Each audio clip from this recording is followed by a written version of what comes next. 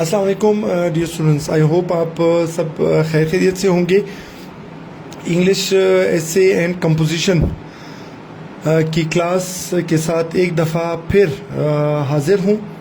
आज हमारा सेशन जो है वो एक ओपन सेशन होगा, जिसमें पेड क्लास के स्टूडेंट्स के अलावा वो स्टूडेंट्स के जिन्होंने फ़ी पे नहीं की हुई है, ठीक है, तो ये एक ओपन ग्रुप में ये शेयर हो रहा है।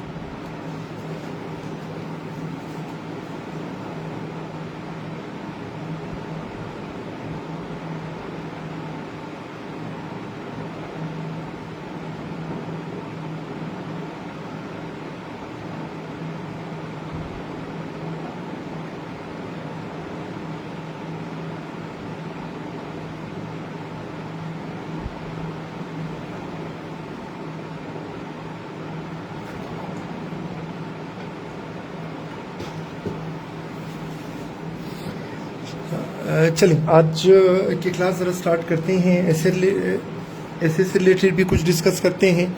उसके अलावा जो एग्ज़ाम आपका आ रहा है उसके एक्सपेक्टेड डेट के हवाले से, कुछ सेंटेंस करेक्शंस के हवाले से कोशिश करेंगे कि तीनों चीज़ों को साथ ही लेकर चले। अब काफ़ी स्टूडेंट्स पूछ रहे थे कि सर बीपीएससी का तो जो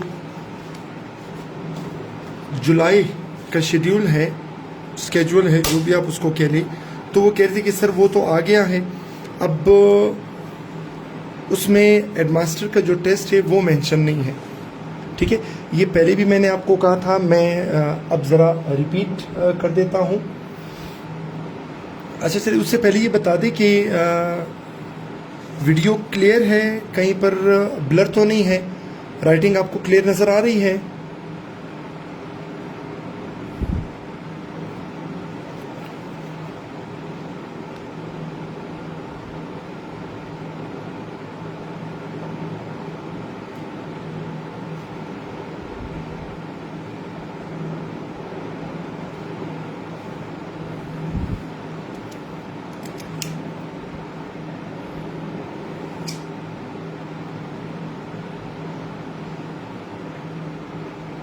चलिए ठीक है, वेरी गुड। अगर ये क्लियर है तो आप देख लें। एक चीज़ मैं हमेशा आप लोगों को यही बताता हूँ, मोहम्मद खान, ये इन क्वेश्चन के आंसर्स मैं बाद में दूंगा, पहले जो प्लान है ज़रा मुझे उसको इम्प्लीमेंट करने दें।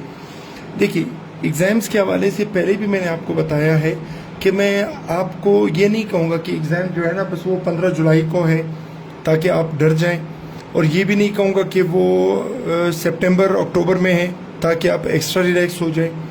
पहले भी मैंने आपको ये कहा था, मैं अभी भी कहता हूँ कि एग्ज़ाम्स जो मेरी कैलकुलेशन है, मेरी इंफॉर्मेशन है, वो बीपीएससी वाले वेट कर रहे हैं किस चीज़ का? समर वेकेशन का। ठीक है, वो गर्मियों की छुट्टियों का वेट कर रहे हैं कि जब गर्मियों की छुट्टियां होंगी तो उनके लिए फिर एग्ज़ाम कंडक्ट करने के लिए तालीमी इदारे जो हैं वो उनके लिए अवेलेबल होंगे, तो वो इजीली एग्ज़ाम कंडक्ट कर सकेंगे।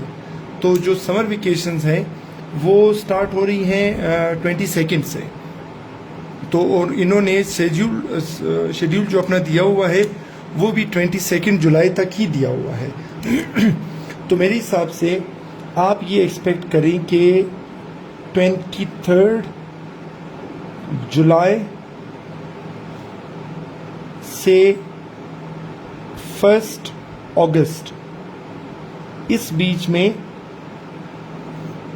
आपके एग्जाम्स हो जाएंगे।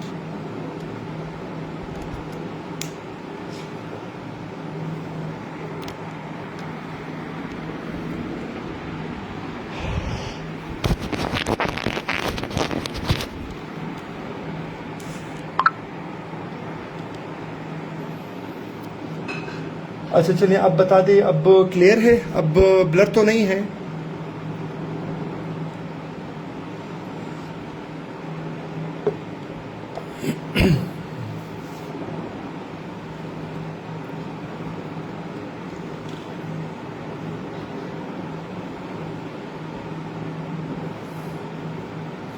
चलिए ठीक है। तो एग्ज़ाम के हवाले से बस आप ये चीज़ माइंड में रखें कि आपकी एग्ज़ाम्स 23 जुलाई से 1 अगस्त इस बीच में आपके एग्ज़ाम हो जाएंगे, ठीक है। तो आप उसी हिसाब से अपनी तैयारी कंटिन्यू रखें। अब देखिए, स्पेशली हमारे पास दो डिफरेंट तरह की क्लासेस हैं। एक वो क्लास है कि जैसे ये ओपन ग्रुप है, फेसबुक पे भी ओपन ग्रुप है, और दो मैंने व्हाट्सएप ग्रुप्स भी बनाए हुए हैं, और एक पेड ग्रुप व्हाट्सएप पे भी है, और उसी तरह का एक पेड ग्रुप जो है वो फेसबुक पर भी है, ठीक है।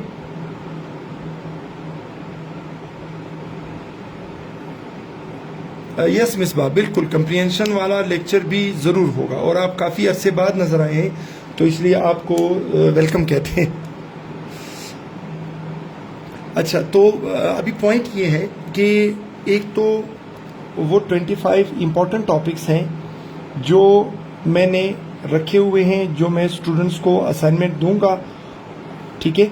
और वो कौन से एसेज होंगे? वो यही आपके हेडमास्टर वाले शॉर्ट एसेज होंगे,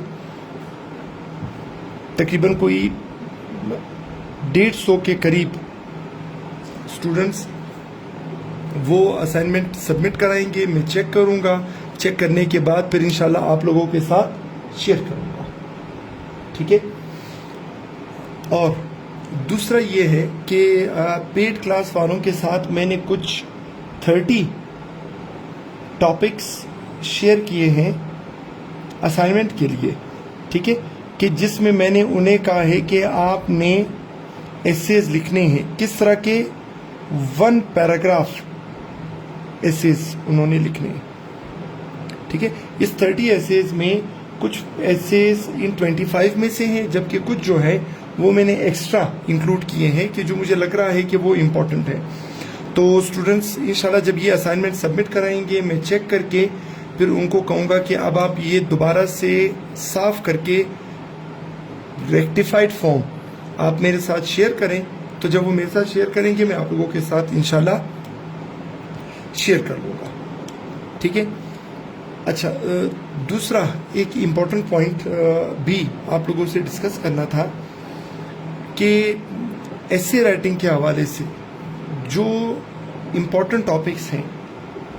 देखिए, अभी मुझे याद है जब हम 2011 में जब मैं CSS की अटेम्प्ट दे रहा था, राइट, उन दिनों क्या था, 2010 के जून जुलाई में बारिशें बहुत ज़्यादा हुई थी, उसकी वजह से सैलाब वगैरह आए थे, काफ़ी तबाहियाँ हुई थी।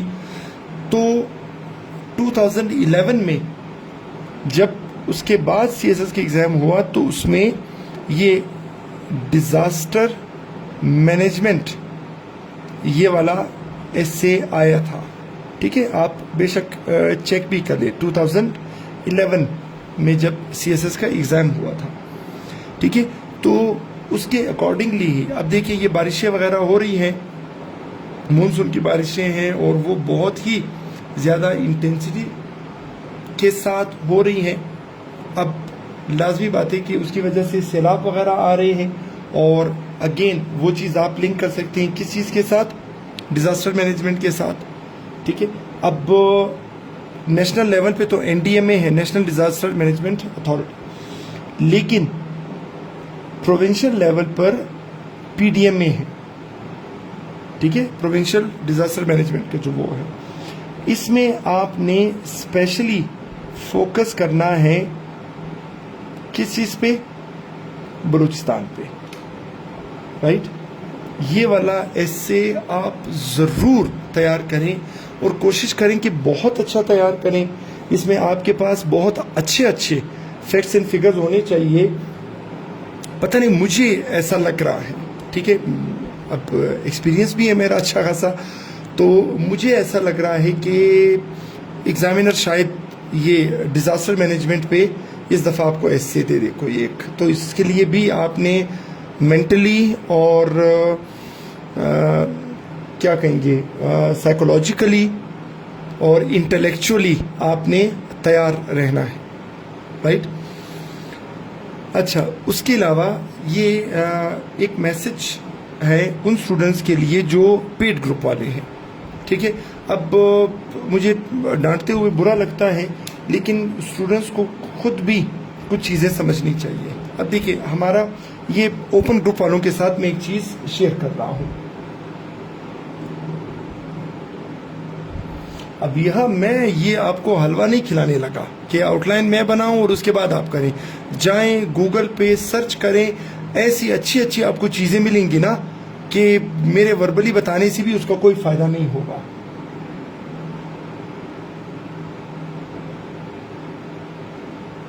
असनात, ये इससे मैंने ऑलरेडी असाइनमेंट में रखा हुआ है और वो स्टूडेंट असाइनमेंट उस पर लिखेंगे, चेक कराएंगे, मैं चेक करके करेक्ट करके आप लोगों के साथ शेयर कर लूँगा।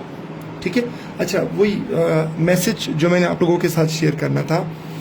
देखिए, मैं एक टीचर हूँ, राइट। कोई 178 स्टूडेंट्स मेरी ऑनलाइन क्लास में हैं और 2 बाकी क्लासेस मिलाकर जो एकेडमी में है उसके आप यूँ समझ लें कि ऑलमोस्ट कोई 82-92 स्टूडेंट्स हैं। हम 82 का रफ वो लगा लेते हैं, तो मेरे पास 260 स्टूडेंट्स हैं। अच्छा, 260 स्टूडेंट्स के अलावा कोई 2050 स्टूडेंट्स वो भी हैं जो इन 2 ओपन व्हाट्सएप ग्रुप्स में हैं।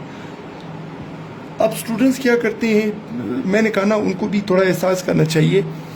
एक स्टूडेंट ने 5-6 पेजेस का एक ऐसे लिखा है, उसकी तस्वीरें लेकर मुझे वो तस्वीरें भेज दी हैं और वो मुझे कह रहा है कि सर आप ये चेक करें कि ये ऐसे ठीक है या नहीं।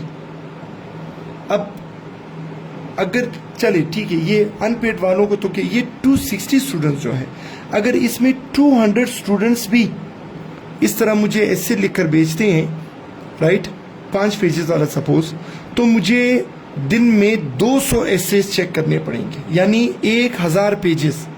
अब मैं उनको ये कहना चाहता हूँ कि टीचर की अपनी भी एक पर्सनल लाइफ होती है, उसकी फैमिली होती है, उसके एक सोशल सर्कल होता है, फ्रेंड्स होते हैं, उसके अलावा बीवी बच्चे होते हैं, वालिदैन होते हैं, बहन भाई होते हैं, उसकी काफ़ी रिस्पॉन्सिबिलिटीज़ होती है। अब आज मैं एक ज़रूरी काम के सिलसिले में कहीं पे फंसा हुआ था, किसी ने मुझे एक आउटलाइन लिखकर व्हाट्सएप की और उसने कहा सर ये आउटलाइन ठीक है या नहीं। अब मैंने कहा ना कि मुझे कहते हुए शर्म आती है। स्टूडेंट्स को खुद एहसास करना चाहिए कि भाई सर के दिन में भी कोई काम होते हैं और मेरे एक नहीं, मेरे हज़ारों काम होते हैं। अब मैं साइट पे खड़ा होकर मैं मोबाइल में वो आउटलाइन पढ़ूं और आउटलाइन पढ़ के अच्छा फिर मैंने उसको कहा कि ये गलत है, उसने फिर कहा कि अच्छा सर इसमें गलती क्या है। अब मैं दुनिया के सारे काम छोड़कर रोड के किनारे पे खड़ा होकर अब इनके रिप्लाई देता जाऊं कि ये इस तरह है, ये इस तरह है। ठीक है। अब देखिए, ये जितने भी पेड स्टूडेंट्स वाले हैं ना, पेड एकेडमी और उसके दोनों के मिला के कोई 260 स्टूडेंट्स बनते हैं। अब इनको सबसे पहले मैं स्टेप बाय स्टेप सिखा चुका हूं कि आपने कंटेंट कैसे जमा करना है, मतलब आर्ग्यूमेंट्स। फिर उसके बाद उन्होंने आर्ग्यूमेंट्स जमा किए, मैंने उनके साथ शेयर किया। फिर उसके बाद मैंने उन्हें सिखाया कि आपने आउटलाइन कैसे बनानी है। ठीक है।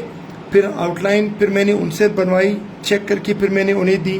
फिर उसके बाद मैंने उनको सिखाया कि इंट्रोडक्शन वाला पैराग्राफ कैसे लिखते हैं। फिर मैंने खुद भी एक पैराग्राफ लिख कर दिया। फिर उसके बाद उन्होंने वो पैराग्राफ्स मुझसे चेक करवाए।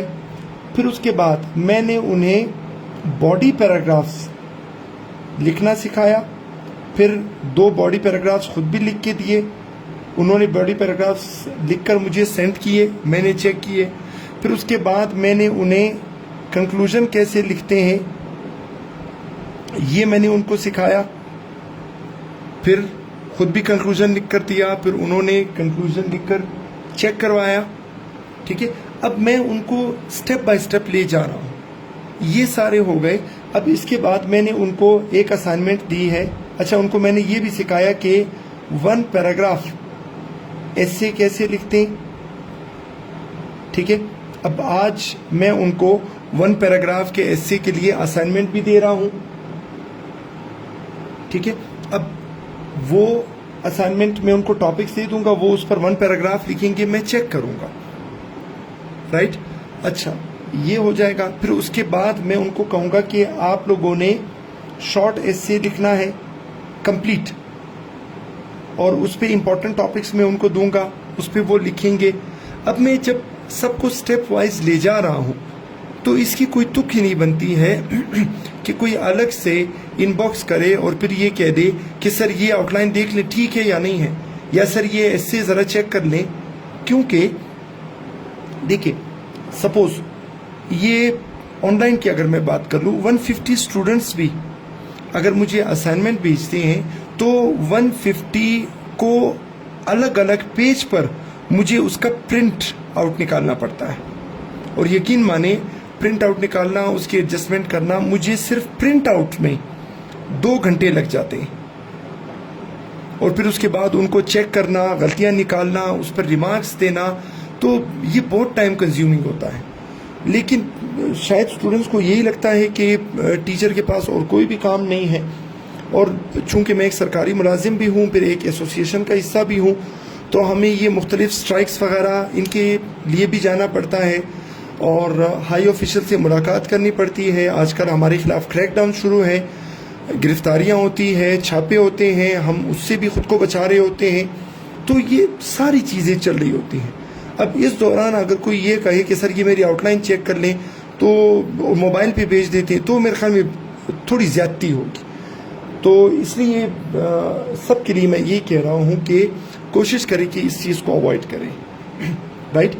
अच्छा, अब वापस ये गिले शिकवे तो मेरे पूरे हो गए। आई होप मुझे दोबारा ज़रूरत नहीं पड़ेगी।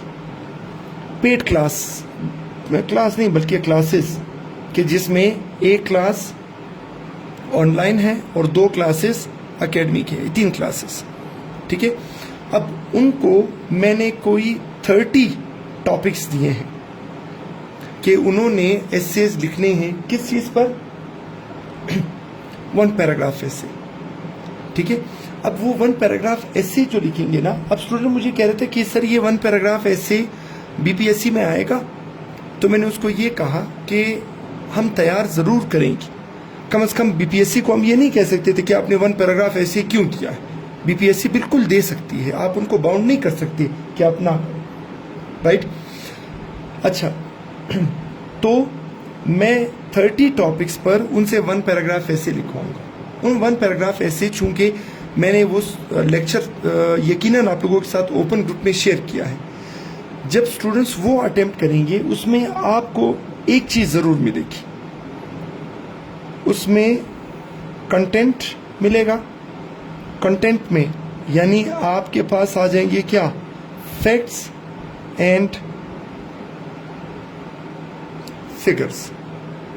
फैक्ट्स एंड फिगर्स आप लोगों को मिल जाएंगे, और जब एक दफ़ा आप लोगों के पास फैक्ट्स एंड फिगर्स आ जाएंगे तो आप देखेंगे कि आपके लिए डिफरेंट एसेज अटेम्प्ट करना बहुत आसान हो जाएगा, ठीक है।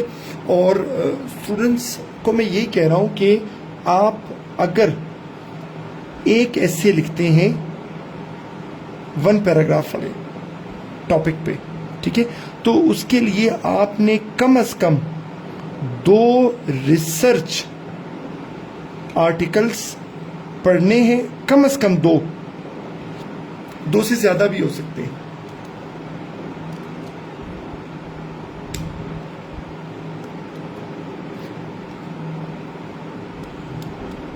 गुलजारा, आप प्रीवियस हमारे लेक्चर्स देख लें, वहां पर 1 पैराग्राफ ऐसे मैंने कंप्लीटली समझाया हुआ है विद एग्जाम्पल, विद स्ट्रक्चर, ठीक है। तो वही पेड क्लास वाले स्टूडेंट्स को मैं वार्न भी कर रहा हूं कि मुझे कोई टाइम पास वाला ऐसे लिख कर ना भेजे कि बस आप बैठ गए, आपने ऐसे लिखा, मुझे भेज दिया और बस ये कहें कि बस सर तो चेक कर लेंगे जैसे भी हुआ, राइट। मैं शॉर्ट एसे तभी चेक करूंगा और उन्हीं स्टूडेंट्स के चेक करूंगा कि जिन्होंने, ये पेड क्लास की मैं बात कर रहा हूं, कि जिन्होंने 1 पैराग्राफ वाला अच्छा एसे लिखा होगा और उसके लिए उन्होंने 2 रिसर्च आर्टिकल्स पढ़े होंगे। क्योंकि जब मैं ऐसे पढ़ूंगा, जब मैं ऐसे चेक करूंगा, उससे मुझे आइडिया हो जाएगा कि आपने वाकई रिसर्च करके ये ऐसे लिखा है या बस सिर्फ पेज का मुंह खाला करके मुझे भिजवा दिया है और आप कह रहे हैं कि बस सर चेक कर लेंगे। ठीक है, ये बाकायदा मैं उनको वार्न कर रहा हूं कि अगर उनका ऐसे मुझे लगा कि टाइम पास वाला है तो उनकी इसके बाद कोई भी असाइनमेंट मैं चेक नहीं करूंगा। फिर अब स्टूडेंट सोच रहे होंगे कि सर आपने एकदम से इतनी सख्ती क्यों शुरू कर दी। ठीक है, उस सख्ती की वजह भी मैं बता देता हूं। उसकी सख्ती की वजह ये 2-3 हजार स्टूडेंट्स हैं जो ओपन ग्रुप में हैं, क्योंकि आप जब एक अच्छा एस्से लिखेंगे, 2-3 रिसर्च आर्टिकल से अच्छा डेटा आर्ग्यूमेंट्स कलेक्ट करके लिखेंगे, तो आप अगर एक अच्छा एस्से लिखेंगे, एक बंदा अगर लिखेगा तो वो कितने लोगों के काम आएगा? वो तकरीबन कोई 2-3 हजार स्टूडेंट्स के काम आएगा। अभी तक जो आप असाइनमेंट सबमिट करवा रहे थे, मैं चेक कर रहा था, वो इंडिविजुअल थे, वो आप तक लिमिटेड थे। लेकिन ये अभी जो असाइनमेंट होगी, ये अगर अच्छी असाइनमेंट होगी तो इसका फायदा 2-3 हजार स्टूडेंट्स को होगा, और अगर गलत होगी तो उसका नुकसान भी 2-3 हजार स्टूडेंट्स को होगा। इसलिए मैं सख्ती से वार्न कर रहा हूं कि आपने सीरियसनेस दिखानी है असाइनमेंट के सबमिशन में, क्योंकि ये सिर्फ आपका मुस्तकबिल का सवाल नहीं है, ये उन 2-3 हजार स्टूडेंट्स के मुस्तकबिल का सवाल है कि जो हमारी इस क्लास के आसरे बैठे हुए कि सर के स्टूडेंट्स एसेज लिखेंगे, सर चेक करेंगे, उसके बाद वो एसेज हमारे साथ शेयर होंगे। आयशा सरी, रिसर्च आर्टिकल जो है ना, वो आपने जाना है और गूगल पे सर्च करना है, और स्पेशली आपको कहाँ से मिल जाएंगे? गूगल स्कॉलर से। एक ही टॉपिक में आपको दूंगा, हर बंदे को एक एक टॉपिक मिलेगा। उस टॉपिक पे, एक टॉपिक पे आपने कम से कम 2 रिसर्च आर्टिकल पढ़कर आर्ग्यूमेंट्स, डेटा वगैरह जमा करके, फिर जो पैटर्न मैंने आपको 1 पैराग्राफ ऐसे का बताया है, उसके ऊपर आपने उसे अप्लाई करना है। ठीक है, तो ये असाइनमेंट है। वो असाइनमेंट के लिए जो 30 टॉपिक्स थे, वो मैंने पेड ग्रुप के अलावा जो बाकी ओपन ग्रुप्स हैं, मैंने उनमें भी शेयर किया होगा। यकीनन आप लोगों ने सुबह देख लिए होंगे।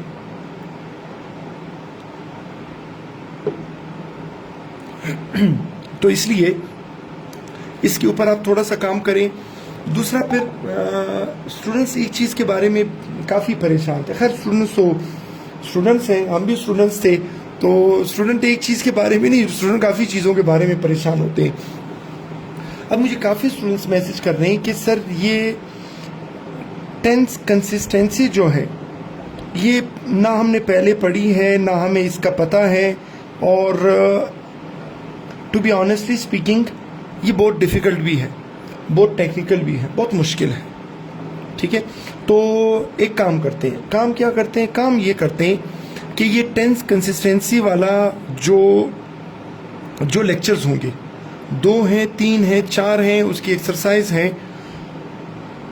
वो मैं लूँगा ओपन ग्रुप्स में। ओपन ग्रुप में होगा, और वो कौन सी क्लासेस होंगी? वो गिफ्ट क्लासेस होंगी।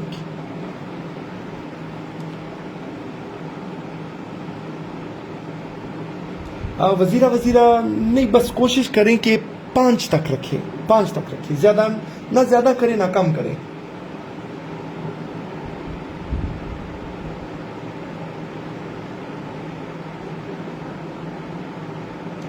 लैला बलोच बिल्कुल लिख सकते हैं। ओपिनियन डॉन न्यूज़पेपर के ओपिनियन देके हमें आर्ग्यूमेंट्स से गर्ज है।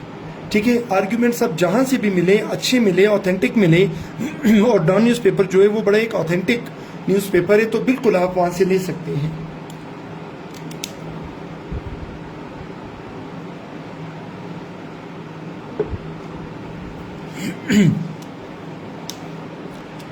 ठीक है, तो स्टूडेंट्स ने काफ़ी कहा, तो मैंने कहा ठीक है, यूँ करते हैं कि ये टेंस कंसिस्टेंसी वाला जो लेक्चर है वो मैं ओपन ग्रुप में रख लूँगा, वो एज ए गिफ्ट हो जाएगा। ठीक है, तो फिर एक और स्टूडेंट ने मैसेज किया और उसने कहा कि सर ये इसमें भी मसला हमें आ रहा है। कहाँ पर? कोटेशनल एसेज में। ठीक है, तो फिर मैंने कहा कोटेशनल एसेज के लिए आपको डिकोडिंग सीखनी पड़ेगी, उसकी अपनी टेक्निक्स हैं, राइट। उसके अलावा आपके पास कम से कम एक सैंपल ज़रूर होना चाहिए कोटेशनल का, राइट।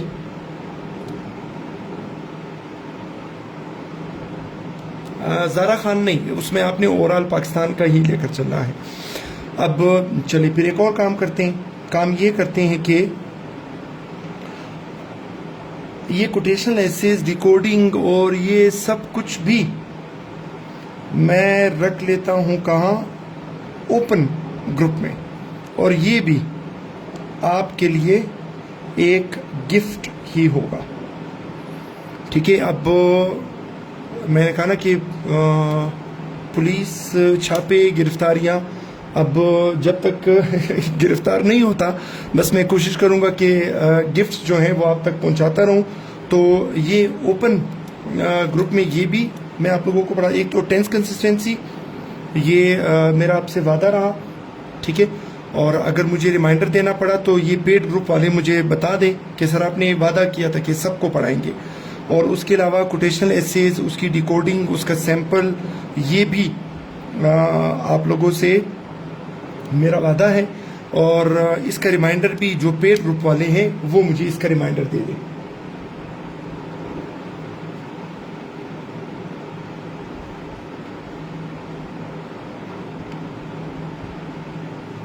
गुजारा नहीं, मैं एक चीज़ बताऊं ना, स्टूडेंट्स इस मामले में ज़्यादा नहीं, थोड़े से ऐसे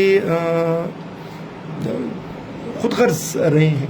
वो यही होता है कि बस उनमें से कुछ स्टूडेंट्स बहुत अच्छे होते हैं कि पास हो जाते हैं, बाद में फिर आते हैं कहते हैं सर बस वो आपके कुछ लेक्चर्स बेशक हमने लिए थे, हम पास हो गए हैं, काफ़ी खुश हैं। और कुछ फिर ऐसे होते हैं कि अपने पास होने का बताते भी नहीं हैं कि सर हम पास हो गए, फिर बाद में पता चलता है कि सर हम पास हो गए।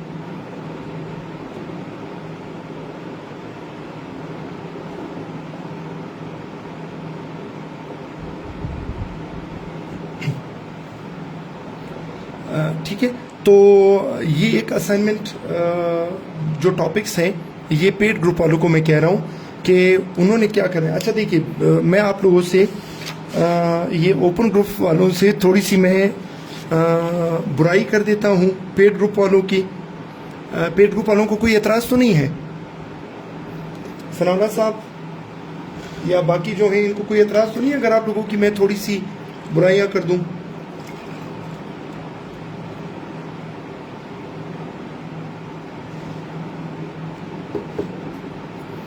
अगर आपकी तरफ से इजाज़त होगी तो मैं करूँगा।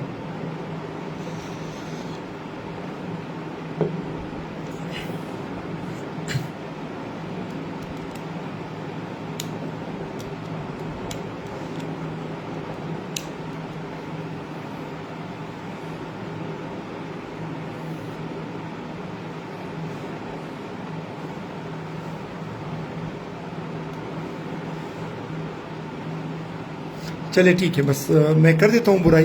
अब देखिए, बुराई समझ लें, थोड़ा सा इंस्ट्रक्शन समझ लें।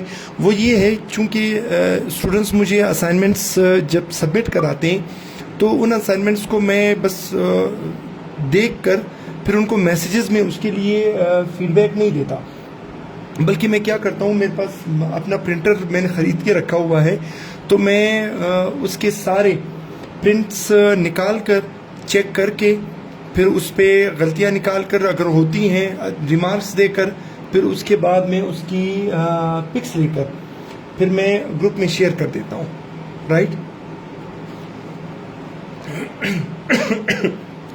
अब वो करते क्या है, देखिए प्रिंट का आपने भी देखा होगा कि अगर आप उसको दोनों साइडों से स्पेस नहीं देंगे, ठीक है, तो फिर आप देखते हैं कि जब आप उसका प्रिंट निकालते हैं तो यहाँ से कुछ वर्ड्स कटिंग में आ रहे होते हैं या यहाँ से आ रहे होते हैं, और उससे फिर इतनी मुझे प्रॉब्लम होती है कि मैं उसको कई दफ़ा ट्राई भी करता हूँ, तो चूंकि वो स्पेस उन्होंने साइडों से नहीं दी होती है तो वो क्लियर नहीं होती है।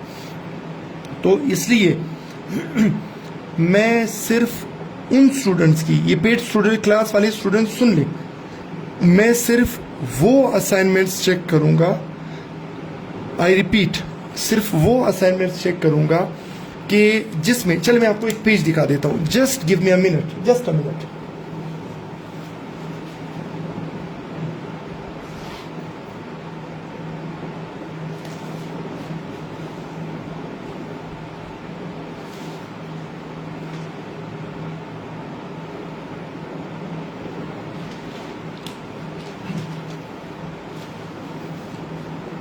देखिए, मैं वो असाइनमेंट सिर्फ चेक करूंगा कि जो इस तरह के लाइनिंग वाले पेज पर सॉल्व हुई होगी। नंबर 1, उसका फायदा ये है कि इसके दोनों साइड से ऑलरेडी मार्जिन अवेलेबल होता है, ठीक है। और दूसरी चीज ये है कि चूंकि इसमें लाइनिंग होती है तो इसलिए ये स्टूडेंट्स उसको प्रॉपरली लिखते हैं। कुछ स्टूडेंट्स ने बगैर लाइन वाली के लिखा होता है, वो लाइन कभी ऐसे जा रही है, कभी ऐसे आ रही है। तो इसलिए अगर स्टूडेंट्स की असाइनमेंट इस तरह के पेज पे नहीं होगी, और एक और चीज देखिए, इसमें आती है एक खुली लाइन वाली पेज होती है और एक तंग लाइन वाली होती है। खुली लाइन वाली पेज पर असाइनमेंट लिखकर मुझे एक और चीज, बाकायदा आपको वो असाइनमेंट कैम पिक लेकर कैम स्कैनर से स्कैन करके फिर मुझे सबमिट करानी होगी, ठीक है। जब तक ये चीजें फॉलो नहीं होगी, कोई अगर मुझे असाइनमेंट भिजवाएगा भी, मैं एडवांस में कह रहा हूं कि मैं वो असाइनमेंट चेक नहीं करूंगा। बेशक वो बाद में कहे कि सर अभी अगर हम सबमिट करा दें, तो मैं बाद में भी चेक नहीं करूंगा।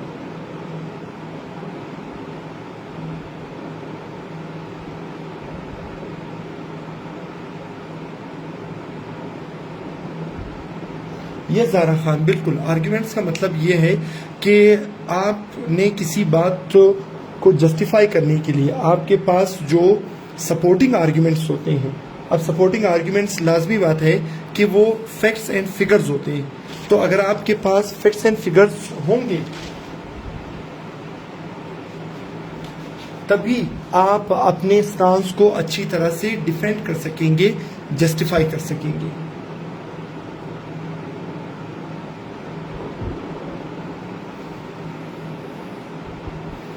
मीर बनाज बस वो यूं कर लेते हैं ना कि अब वो उनकी अलाइनमेंट सेट करना, बस ये लाइन वाला पेज जो है ना, ये सबसे अच्छा इसका सोल्यूशन है।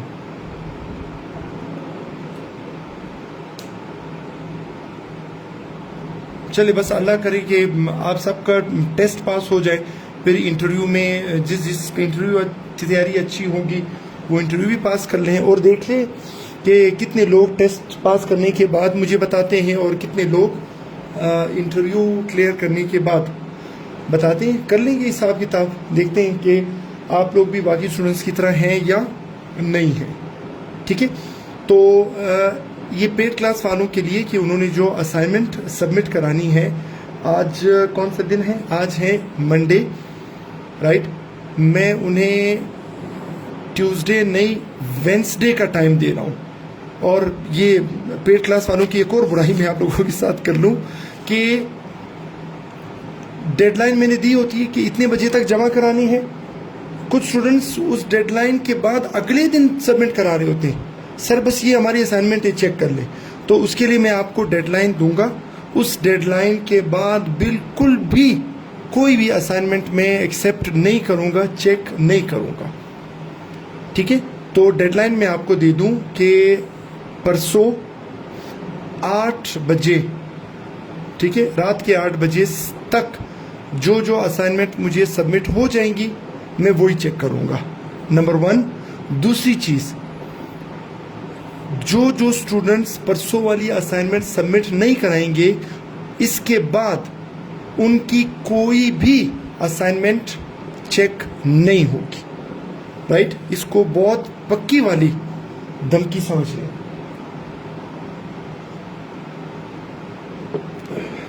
ठीक है। चलिए, बातें बहुत हो गई, जो जो चीज़ें आती जाएंगी वो मैं आप लोगों के साथ शेयर करता जाऊंगा। अब ये कुछ सेंटेंस करेक्शंस रह गए हैं, कोशिश करेंगे इनको भी कंप्लीट कर लें। हमारा एक प्रेपोजिशन वाला पोर्शन भी है, वो हो गया, टेंस कंसिस्टेंसी है, तो कोशिश करेंगे कि चीज़ों को साथ साथ लेकर चलें। अच्छा हाँ शाइस्ता ज़हूर, वेरी गुड। देखें अब टॉपिक्स मैंने कितने दिए हैं? टॉपिक्स मैंने दिए हैं कोई 30 टॉपिक्स, राइट? कितने टॉपिक्स? 30 टॉपिक्स। अब उन 30 टॉपिक्स की डिस्ट्रीब्यूशन किस तरह होगी? अब देखिए, अगर मैं स्टूडेंट्स को ओपनली कह दूं ना, तो क्या होता है कि 100 स्टूडेंट्स ने 30 में से वो 12-13 टॉपिक्स रिपीटेडली वो उन्होंने सॉल्व किए होते हैं।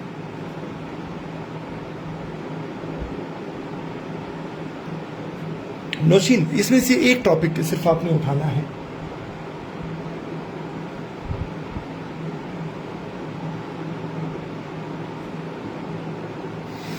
ठीक है, अब देखें उसमें क्या करना है। व्हाट्सएप ग्रुप में ये पेड क्लास वाले स्टूडेंट्स ऐड हैं, ठीक है। सपोज आपके पास अगर है टॉपिक नंबर 1, ठीक है, तो टॉपिक नंबर 1 वो स्टूडेंट्स सॉल्व करेंगे जो व्हाट्सएप ग्रुप में पहले 3 कॉन्टेक्ट्स हैं, राइट? यानी व्हाट्सएप ग्रुप जब आप ओपन करते हैं जिसमें मेंबर्स लिस्ट होती है, तो उसमें पहले 3 जो हैं उन्होंने टॉपिक नंबर 1 अटेम्प्ट करना है, ठीक है।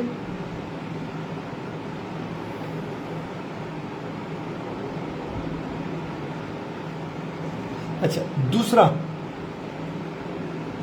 आपने ये देखना है कि जो टॉपिक नंबर 2 है वो अगले 3 स्टूडेंट्स ने अटेम्प्ट करना है। टॉपिक नंबर 3 जो है वो अगले 3 स्टूडेंट्स ने, यानी मैं आपको बता दूं, टॉपिक नंबर 1 अटेम्प्ट करेंगे first, second and third member, ठीक है, यानी ये तीनों एक ही टॉपिक अटेम्प्ट करेंगे। फिर टॉपिक नंबर 2 जो है वो अटेम्प्ट करेंगे 4th, 5th and 6th member, right. Topic number 3 attempt करेंगे 7th, 8th and 9th member, ठीक है। इसका फायदा क्या होगा? देखिए, इसका फायदा ये होगा कि 30 के 30 टॉपिक्स अटेम्प्ट हो जाएंगे, राइट। अदरवाइज अगर आप टॉपिक्स को देख लें तो अगर मैं आपको खुली छूट दे दूं तो हो सकता है कि इस 30 में से 20 टॉपिक्स अटेम्प्ट हो जाए जबकि बाकी रह जाए, ठीक है। तो हमने यही करना है कि सारे टॉपिक्स अटेम्प्ट हो, राइट। तो पेड ग्रुप वालों के लिए है कि उन्होंने इस तरह से टॉपिक्स अटेम्प्ट करने हैं, और चूंकि मेरे पास जो मेंबर जिस सीक्वेंस में है वही ग्रुप में उसी सीक्वेंस में है, तो किसी ने कोई उस्तादी नहीं दिखानी है कि बस वो ये कहे कि बस अभी सर को क्या पता, उसमें मुझे आइडिया होगा। और अगर किसी ने उस्तादी दिखाने की कोशिश की उसको व्हाट्सएप ग्रुप से भी रिमूव करके ब्लॉक कर दूंगा, और उसको फेसबुक के पेड और ओपन ग्रुप दोनों से रिमूव करके ब्लॉक करके सारी जिंदगी के लिए बैन कर दूंगा।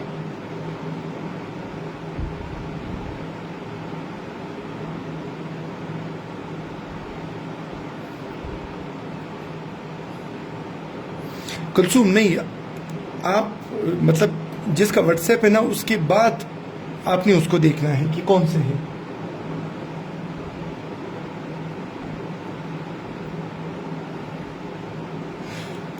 तो ये टॉपिक है, बस आप लोग कोशिश करें कि ये टॉपिक्स 30 के 30 जरूर अटेम्प्ट हो, ठीक है। यस वजीरा, ये बिल्कुल ठीक रहेगा कि मैं स्क्रीनशॉट जो है वो शेयर कर दूंगा ताकि आपको आइडिया हो जाए, ताकि ये ना रहे सर वो मेरे लिस्ट में तो फला नाम आ रहा था फिर फला नाम आ रहा था। नहीं, मैं शेयर कर दूंगा, उस हिसाब से ही आपने चलना है, ठीक है। यस अनावला साहब, बस ये प्रॉब्लम रिजॉल्व हो गया, बस वो मैं स्क्रीनशॉट लेकर जिस तरह होगा बस उसी को ही हम फॉलो कर लेंगे, राइट।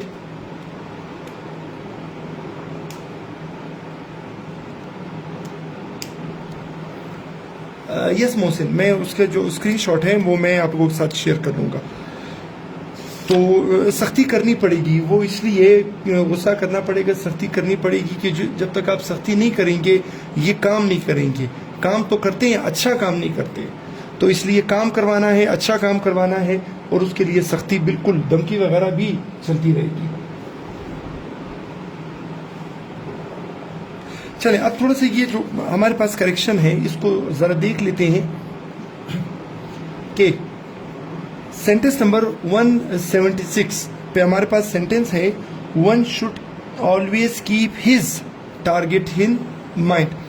अब देखिए ये वन जो है ये आपको जेंडर नहीं बता रहा, इसलिए अगर आप हिज लिखते हैं तो भी गलत है, अगर हर लिखते हैं तो भी गलत है। तो वन का अपना पोजेशन हम यूज करते हैं और वो क्या होता है, वंस, वन लिखकर फिर एपोस्ट्रॉफी फिर एस, ये आपका सेंटेंस करेक्ट हो जाएगा।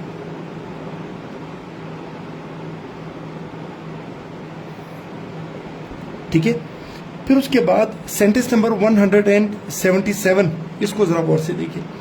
देखिए हमारे पास कुछ वर्ड्स हैं, मैं यूं करता हूं, मैं उन वर्ड्स को सर्कल का नाम दे देता हूं। ठीक है, ये कुछ वर्ड्स ही, इनको जरा माइंड में रखें। टाइम या ड्यूरेशन है, अमाउंट है, डिस्टेंस है और वेट है।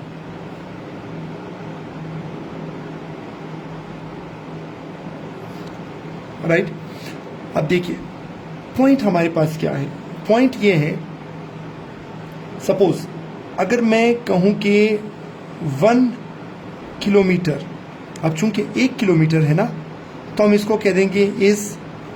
अगर मैं कहूं कि 70 किलोमीटर्स, तो फिर हम इसको कहेंगे आर। लेकिन अगर ये 70 किलोमीटर्स के साथ एक वर्ड ये यूज कर ले, कौन सा, डिस्टेंस। राइट, अब इसको जरा गौर से सुने। उर्दू में अगर मैं आपको बताऊं, सपोज कोई कहते हैं कि यार मेरा घर जो है वो शहर से दूर है, अगला बंदा पूछता है कि कितना दूर है, तो वो कहते हैं कि यार 70 किलोमीटर दूर है। तो कहेगा अच्छा 70 किलोमीटर तो बहुत लंबे फासले हैं। तो मुझे ये बताएं इस सेंटेंस में गलती क्या है कि 70 किलोमीटर तो बहुत लंबे फासले हैं।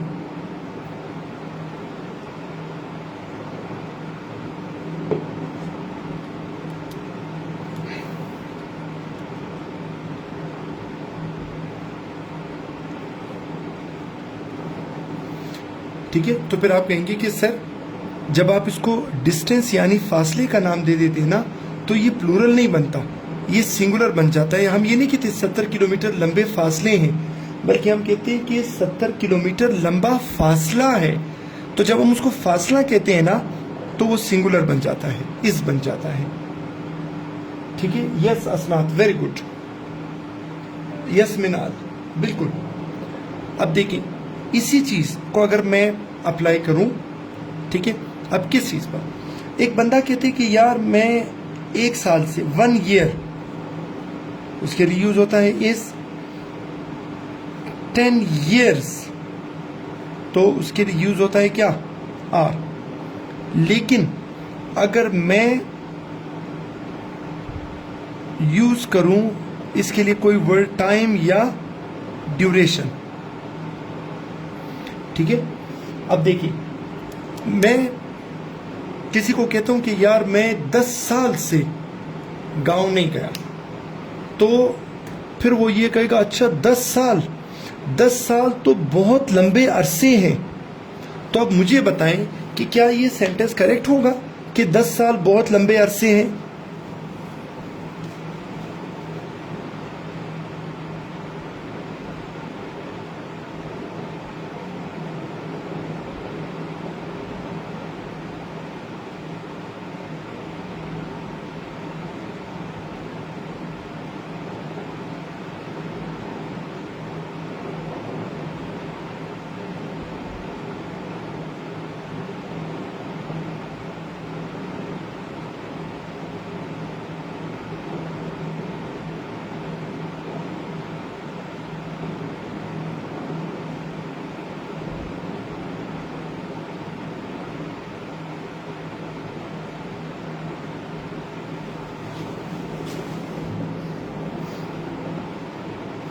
यस एग्जैक्टली, ठीक है।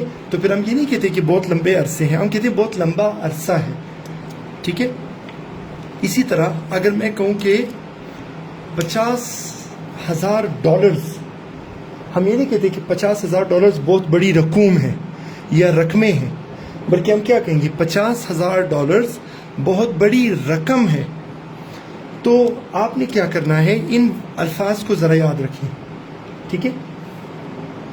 टाइम ड्यूरेशन अगर आ जाए, डिस्टेंस अगर आ जाए, अमाउंट अगर आ जाए, वेट अगर आ जाए, तो इनके साथ हमारे पास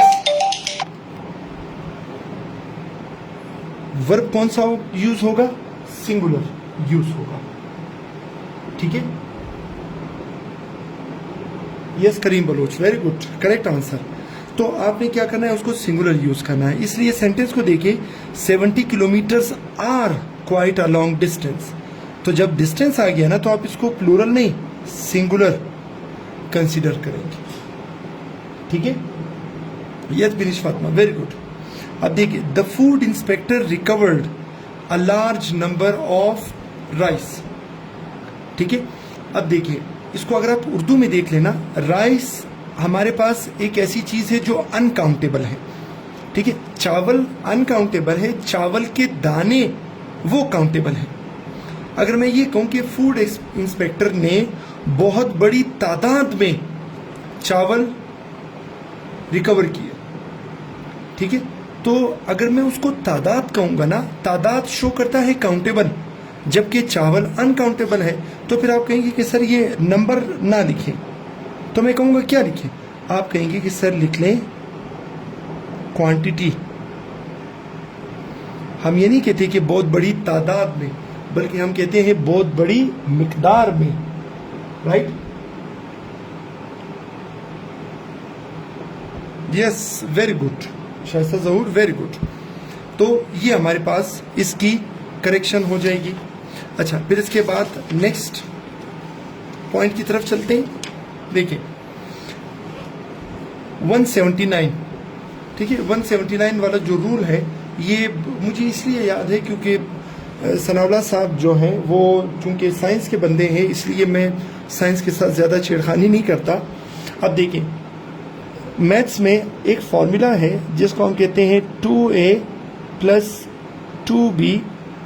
अगर इसको मैं लिखूं तो मैं क्या करूंगा, इसमें 2 दोनों में कॉमन है, मैं 2 लिखकर ब्रैकेट में लिख लूंगा a + b। अब मैंने 2 2 दफा नहीं लिखा, मैंने एक ही दफा लिखा, क्योंकि वो 2 दोनों के ऊपर अप्लाई हो रहा है, राइट। अब देखिए, अगर काउंटेबल चीज हुई ना, तो मैं कह दूंगा हाउ मेनी एग्स, और अगर एक और भी काउंटेबल हुई तो मैं कह दूंगा how many eggs and apples. अब मैं हाउ मेनी 2 दफा यूज नहीं करूंगा, क्योंकि ये हाउ मेनी इन दोनों के लिए काम आ जाएगा, क्योंकि दोनों काउंटेबल हैं।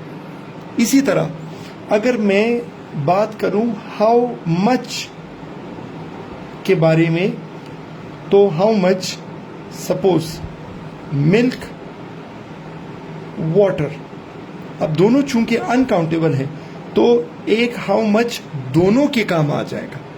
लेकिन अगर लिखा हो सपोज एग्स हैं और मिल्क है, राइट, तो आप अगर सिर्फ हाउ मैनी यूज करते हैं तो वो एग्स के लिए तो यूज होगा, लेकिन मिल्क के लिए यूज नहीं होगा। अगर आप हाउ मच लिखते हैं तो वो मिल्क के लिए यूज होगा, एग्स के लिए यूज नहीं होगा। तो आपने क्या करना है, एग्स के लिए अलग से हाउ मैनी और मिल्क के लिए अलग से हाउ मच यूज होगा, राइट। तो सेंटेंस देख लें, सेंटेंस में लिखा हुआ है how many eggs and milk. तो गलती ये है कि मिल्क जब अनकाउंटेबल है तो वो हाउ मैनी से जान नहीं छुड़ा सकता, ठीक है। तो हम क्या करेंगे, हम मिल्क के लिए अलग से ऐड कर देंगे क्या चीज, हाउ मच, ठीक है। फिर एक और चीज देखिए, जब हम बात करते हैं पार्टिसिपल के बारे में, ग्रामर में एक टर्म है पार्टिसिपल। सपोज मैं फिलहाल दो डिस्कस कर रहा हूं। आईएनजी वाली फॉर्म को कहते हैं प्रेजेंट पार्टिसिपल, थर्ड फॉर्म को कहते हैं पास्ट पार्टिसिपल। इन दोनों पार्टिसिपल के डिफरेंट फंक्शंस हैं, लेकिन जो फंक्शन फिलहाल हमें काम आएगा हम जरा उस पर फोकस करते हैं। आईएनजी वाला प्रेजेंट पार्टिसिपल एडजेक्टिव के तौर पे भी यूज होता है। मैं ये नहीं कह रहा एडजेक्टिव के तौर पर, बल्कि मैं कह रहा हूं कि एडजेक्टिव के तौर पे भी यूज होता है। थर्ड फॉर्म जिसको हम पास्ट पार्टिसिपल कहते हैं, ये भी एडजेक्टिव के तौर पर भी यूज होता है और किसी और तौर पे भी यूज होगा, लेकिन फिलहाल हमारा एडजेक्टिव के ऊपर फोकस है। अब देखिए, दो चीजें हैं। एक को हम कहते हैं सब्जेक्ट जो असर कर रहा है, एक होता है ऑब्जेक्ट जिसके ऊपर असर हो रहा है। ठीक है, अब देखिए मैं आपको जरा एक सिंपल सी चीज बताता हूं। एक हॉरर मूवी है, उस हॉरर मूवी का नाम है द नन, राइट। अब हमारे पास एक वर्ब है, कौन सा वर्ब है? फ्राइटन। अब हम इसकी आईएनजी वाली फॉर्म भी बना सकते हैं, थर्ड फॉर्म भी बना सकते हैं, उसको एडजेक्टिव के तौर पे यूज कर लेंगे। लेकिन देखना है, क्या देखना है? देखिए, अगर सपोज मैं मूवी के बारे में बात करूं, एक तरफ मूवी है और दूसरी तरफ उस मूवी को देखने वाले बच्चे हैं। उस मूवी को देखने वाले कौन है? बच्चे हैं, राइट। अब अगर सुने गौर से, अब अगर मैं डर की बात करूंगा तो मुझे बताएं, मूवी डरेगी या मूवी डराएगी? तो आप कहेंगे कि सर ऑब्वियसली मूवी डराएगी। सब्जेक्ट असर करेगी, किसके ऊपर असर होगा? बच्चे डरेंगे, ऑब्जेक्ट उनके ऊपर असर होगा। ठीक है,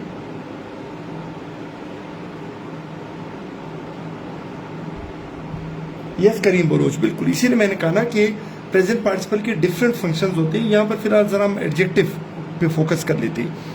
अब देखिए, अगर मैं ये कहूं कि मूवी के बारे में आप इंफॉर्मेशन दे, एडजेक्टिव कोई बता दे, तो फिर आप कहेंगे कि सर चूंकि वो डरा रही है, तो कैसी फिल्म है? फ्राइटनिंग मूवी, डरा रही है, असर कर रही है। और अगर मैं कहूं कि अच्छा बच्चों के बारे में इंफॉर्मेशन दे, चिल्ड्रन, तो फिर आप कहेंगे क्या कि बच्चे चूंकि डरे हुए, उनके ऊपर असर हुआ है, तो मैं कहूंगा कैसे चिल्ड्रन? Frightened children. ठीक है, तो ये चीज आपने ध्यान में रखनी है। अगर वो असर कर रहा है तो आईएनजी वाली फॉर्म को यूज कर लें एज एन एडजेक्टिव, और अगर उसके ऊपर असर हो रहा है तो थर्ड फॉर्म को यूज कर लें एज एन एडजेक्टिव। ठीक है, अब देखिए, बैंकिंग जो एक जॉब है, अब मुझे बताएं जॉब थकती है या जॉब थकाती है? यानी ये थकने वाला काम जॉब किसी दूसरे के ऊपर करेगी या जॉब खुद थक जाएगी? तो फिर आप कहेंगे कि सर जॉब तो थका देती है। तो हम ये नहीं कहेंगे banking is a tired job, हम कहेंगे banking is a tiring job. ठीक है, इसी तरह उस्मान बेचारा जो है वो बैंक में जॉब करता है।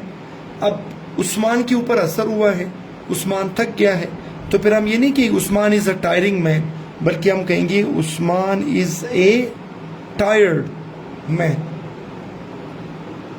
ठीक है, तो आपके पास 180 में आ जाएगा banking is a tiring job, और आपके पास 181 में आ जाएगा कि Usman is a tired man. ठीक है, ये वाला क्लियर हुआ?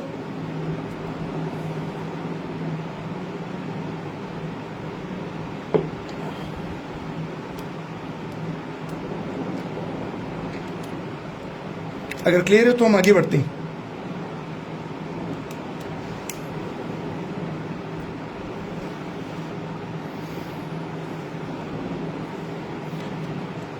चलिए, इसका मतलब ये हुआ कि ये आप लोगों को क्लियर है,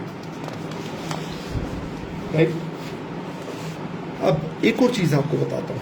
देखिए, हमारे इंग्लिश में इतनी प्रॉब्लम्स क्यों होती हैं? देखिए, वो इसलिए होती है कि हम काम चलाओ कौम है, ठीक। हम कहते हैं कि यार बस आर्जी तौर पर काम चल जाए, बस ये ठीक रहेगा। लेकिन प्रॉब्लम क्या है? आर्जी तौर पर काम चलाने के लिए हम किन चीज़ों के पीछे भागते हैं? हम भागते हैं शॉर्टकट्स के पीछे। शॉर्टकट्स आपको किसी किसी जगह पर काम तो आ जाएंगे, लेकिन जब कभी आपका पाला पड़ेगा किस चीज से? एक्सेप्शनल केसेस से, तो वहां पर शॉर्टकट्स आपके काम नहीं आएंगे। तो फिर आप कहेंगे कि सर कैसे? ठीक है, अब पॉइंट ये है, बच्चों को पढ़ाया जाता है कि अगर किसी लफ्ज के आखिर में ly नहीं आ रहा, नो ly, तो वो एडजेक्टिव होगा, एडवर्ब नहीं होगा। और अगर किसी के आखिर में ly आ रहा है तो वो एडजेक्टिव नहीं, एडवर्ब होगा। ठीक है, ये शॉर्टकट बच्चों को सिखाते हैं कि भाई अगर आपने आइडेंटिफाई करना है कि कोई वर्ड एडजेक्टिव या एडवर्ब है, तो आप जरा देख लें उसके आखिर में अगर ly नहीं था तो वो एडजेक्टिव है, और अगर ly था तो वो एडवर्ब है। ये शॉर्टकट काफ़ी हद तक आपके काम आता है, लेकिन कुछ जगह ऐसी होंगी कि जहां पर आकर आप फंस जाएंगे। ठीक है, क्यों? क्योंकि हमारे पास कभी कभार कुछ वर्ड्स ऐसे होते हैं। अब सपोज मैं एक वर्ड यूज करता हूं फास्ट, अब दिखने में ये एडजेक्टिव है क्योंकि इसके आखिर में ly नहीं है, ये एडजेक्टिव है। ठीक है, अब इसका एडवर्ब भी फास्ट ही है, यानी यहां पर वो शॉर्टकट वाला रूल अप्लाई नहीं हुआ कि बस ly लगा दें वो एडवर्ब बन जाएगा। ठीक है, सिमिलरली अगर एक वर्ड है हमारे पास डेली, तो जरा मुझे बताइए इसकी शक्ल किससे मिलती है? आप कहेंगे सर आखिर में ly है तो इसकी शक्ल एडवर्ब से मिलती है। बिल्कुल, ये एडवर्ब है। अब पॉइंट ये है कि इसका एडजेक्टिव क्या होगा? अब इसका एडजेक्टिव ये तो नहीं होगा कि सर ly खत्म कर दे वो एडजेक्टिव बन जाएगा, नहीं, इसका एडजेक्टिव भी डेली ही है। ठीक है, फिर आप कहेंगे सर इस तरह कितने वर्ड्स हैं? फिलहाल आप जरा ये माइंड में रखें कि मैं आपको 4 ऐसे वर्ड्स बता रहा हूं कि जो दिखने में एडजेक्टिव हैं भी, लेकिन उसके साथ साथ इनका एडवर्ब भी यही है। और 4 ऐसे वर्ड्स बता रहा हूं कि जो दिखने में एडवर्ब हैं भी, लेकिन उनका एडजेक्टिव भी यही है। राइट, अब देखिए कैसे सेंटेंस लिखा हुआ, ही कैन रन फास्टली। अब यहां पर हमें चाहिए एडवर्ब। अब अगर आपने ये एक्सेप्शनल केस नहीं पढ़ा तो आप कहेंगे अच्छा एडवर्ब के लिए तो फास्ट तो नहीं होता, फास्टली होता है। लेकिन अगर आपने रूल पढ़ा होगा तो फिर आप कहेंगे नहीं, फास्ट उस कैटेगरी में है कि जो एडजेक्टिव भी है, एडवर्ब भी है, इसलिए फास्टली कोई लफ्ज नहीं है, फास्ट ही एडवर्ब है। राइट, तो यहां तक हमारे पास हो गए कितने रूल्स? 182 रूल्स। आज के लिए इजाज़त दीजिए, इसको फ़िलहाल यहीं पे रोकते हैं, फिर कभी मुलाकात होगी। और ये पेड क्लास वाले जो हैं इनको फिर अब मैं दोबारा रिमाइंड करा दूं कि आज 30th है, राइट। 2 जुलाई यानी परसों तक, वेंसडे, ठीक है, वेंसडे के 8 PM तक उन्होंने 1 पैराग्राफ वाला एसे सबमिट कराना है। इसके बाद ना 1 पैराग्राफ वाला एसे चेक करूंगा और ना ही उसके बाद कोई असाइनमेंट चेक करूंगा जो परसों ये असाइनमेंट सबमिट नहीं कराएगा, ठीक है। तो फिलहाल छुट्टी करते हैं और इंशाल्लाह फिर कभी मुलाकात होगी। अगर मैं ये गिरफ्तारियों वगैरह और छापों वगैरह से बच गया तो जो वादा किया हुआ है गिफ्ट वाली क्लास का वो इंशाल्लाह ज़रूर कंटिन्यू करूँगा। नहीं, ज़ारा खान देखिए, मैं कोई गारंटी नहीं दे सकता कि मेरे 100 EDMs याद करेंगे तो उसमें से हो जाएगा। ये तो तब होगा कि जब मैं खुद पेपर बनाऊंगा। तो पेपर मैंने नहीं बनाया, मैं उस पर मैं आपको थोड़ा सा आइडिया दे रहा हूँ। अगर आप पुराने लेक्चर्स देख लें तो उसमें मैंने EDMs कवर करने के हवाले से कुछ टेक्निक्स बताई है, वो ज़रा आप देख लें, आपको क्लियर हो जाएगा। ये सासनात बिल्कुल मैं स्क्रीनशॉट शेयर कर देता हूँ। और पेडागोजी के लिए हारून साहब हैं, हमारे बहुत अच्छे दोस्त हैं, बहुत अच्छे टीचर हैं। उनको आज मैंने सख्ती से फ़ोन किया है। इंशाल्लाह 1-2 दिन में वो मेरे साथ पेडागोजी के इम्पोर्टेंट क्वेश्चंस शेयर करेंगे, तो मैं आप लोगों के साथ शेयर करूँगा।